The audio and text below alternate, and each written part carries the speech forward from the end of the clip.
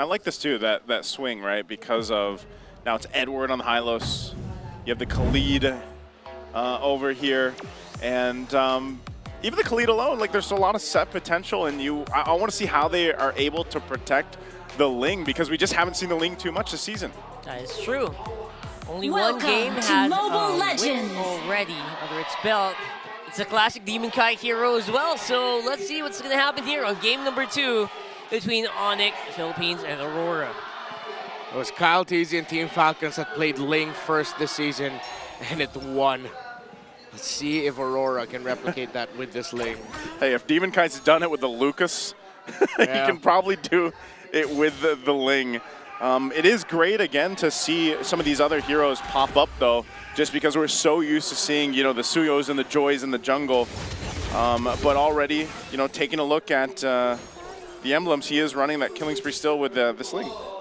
Yeah, pure damage. It's a Fatal, Warcry, Assassin, and Dominic really wants to maximize the raw damage he can output, gets Weapons Master alongside Inspire for his emblem talents. I guess that's one of the few ways you can actually keep up with the Suyo, right? Straight up damage output and try to get him with as few hits as possible, because more likely than not, you're the one who's on the receiving end. You're very fragile as a Ling. What is the Fatal again? It's like 5% crit? Is it 5% crit, right? I always get those in Killing Spree mixed up, but the fact that he's got the Warcry emblem, and he's able to go ahead and pop out some of that extra damage, I'm wondering, though, as later in the game that it's going to be increasingly more difficult for him to actually fight toe-to-toe, just because, again, you have an Eve for Onic Philippines. You might have to deal with Brusco trying to kick you at the same time. So I think for Onic Philippines, if they can actually get that Tempest Blades out early, that does a lot already in the mid lane. Edward going to be in trouble. RWM already dropped down. Brusco will flicker out defensively. So they force that fight.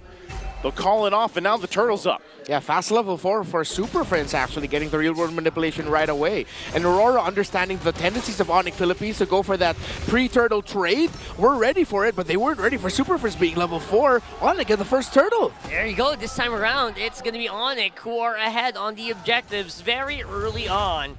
And that is really saying something. Now, it feels like Aurora are going to have to turtle up a little bit just to be able to catch up here. Okay. So with that, they get themselves a very minor lead. We'll see how they adjust from here. Again, they kind of have to play around their own timings. Aurora's a little bit different. Not too much difference, though, in lane-to-lane matchup right now, while both teams just go ahead and focus on farming. This is very similar to what we saw in Game 1 in the early game, until eventually kind of all hell broke loose, by that second turtle. All right, so yeah, we haven't really seen the full effect of the the Aurora lineup so far. Ouch. And again, their damage is quite lacking at this point. Demon Kite, ouch, is the right term for it. We're looking for damage right now. We have a lot of crowd control, but not really much to follow up on it. Okay. Very slow rotation so far. Aurora just trying to find an opening through the center. Again, with how these two know well each other, they really don't want to let up with controlling the center of the map. Going a bit closer. Let's see if anyone will try to go for a sequence in the gold. Renegade is going to show up here. I think that, though, again, is even just going to be spotted out, man. They have their bases covered everywhere. Pretty much. And we could have once again, a situation where it's a very Filipino game. Low kills, at least until things kind of break out. UA also just kind of getting spotted out. Kirk, they know that purple buff is up. Demon Kite wants to go in and secure that, so that's the information given.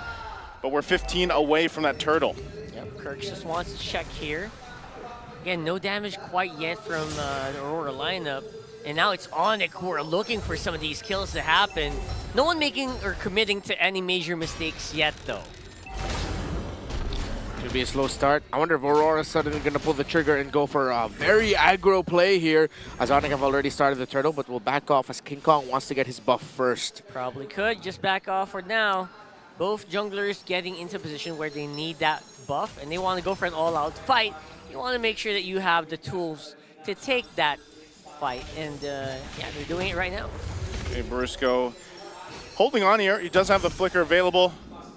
UA's going to be fine. The buff secured now, so they're going to get in position Aurora has a lot of utility. The question is, will Renegade actually be able to use it?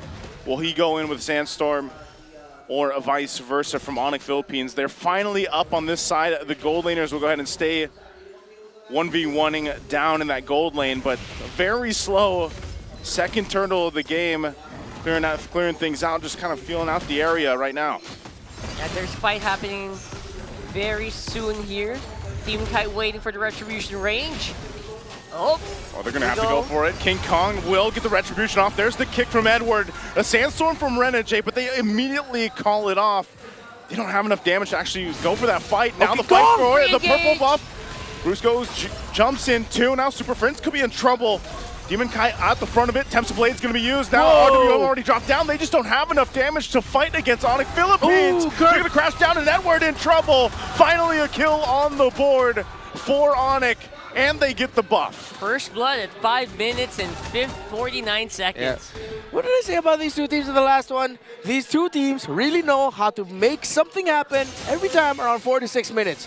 It's a big one. It'll be a slow start, then suddenly something will explode, something will go very wrong or very right, depending on who you're going to be looking at. It went very right there for Onic.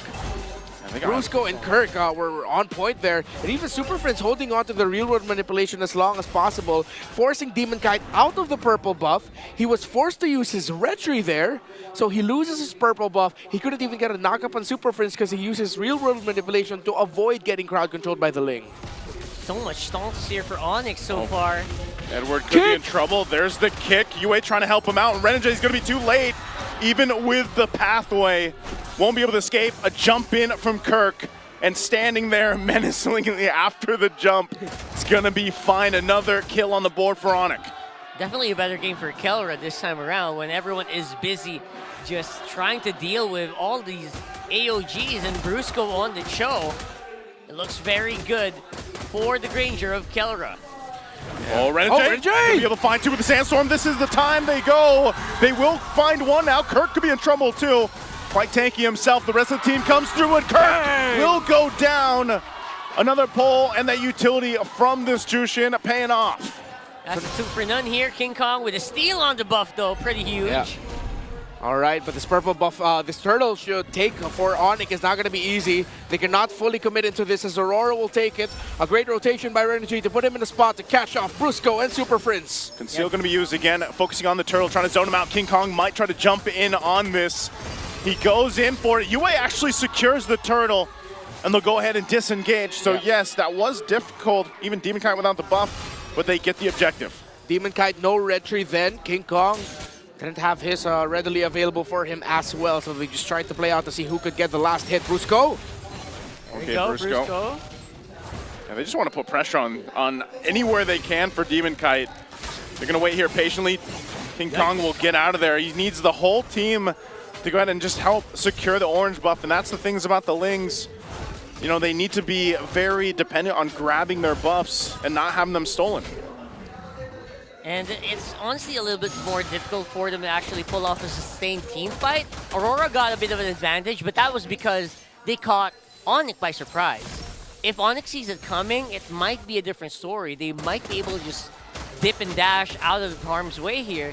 They have the lineup to do it. Yep. They can go ahead and continue to just win on the map is what Onic Philippines really wants to do. Meanwhile, this whole time, though, you know, for the most part, the gold laners, this is where they start to shift as a focus. And, you know, the whole time, this 9 minutes that they've been farming up, their damage should start to really come on. 9 minutes that they've been farming up, their damage should start to really come online. Renegade's taking a lot of shots. Edward, too, might be in trouble. Already getting the glorious pathway out. This is the pressure.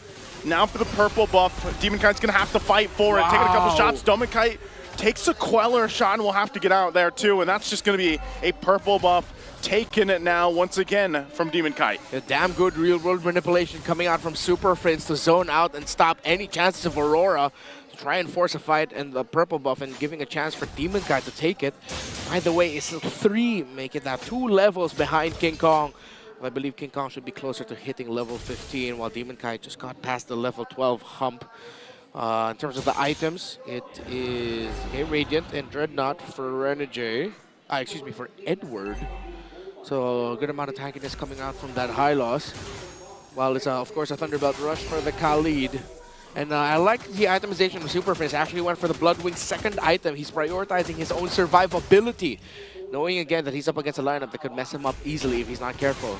Yeah, whatever they talked about there in that dugout, Onic 100% feels a lot different in this game.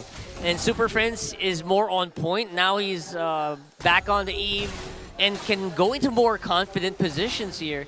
Look at them. Just making sure that they have a lot more advantage in terms of vision and control of this Lord. So also a pretty big gap between the junglers right now. As King Kong is 15 to Demon Kite's 12, or probably almost 13. Half health on the Lord. They're going to poke down Aurora. Glorious Pathway going to be dropped. Renegade 2 goes in with a Raging Sandstorm. Pops the flicker from Kelro. Kelro could be in trouble, though, under the turret. They find the kick on Demon Kite, and he's gone. A double for Kelra. They're looking for Demon Kite. They'll find him as well. 3 down for Aurora. As now Onic Philippines will go into the mid. The Lord is already secured, and they want to take the turrets.